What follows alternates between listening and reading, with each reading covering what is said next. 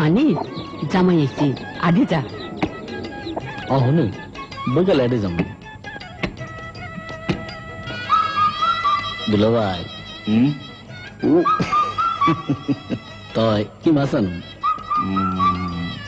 ইলিশ মাছ আনিস।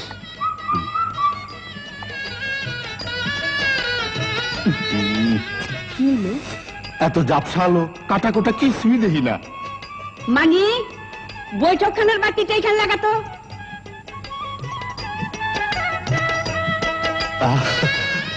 কি তামসা, সব ফকফকা। ও মানে কি বাতি লাগাইলি?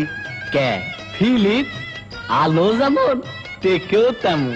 আসলে মাছের রাজা ইলিশ আর বাতির রাজা ফিলিপ।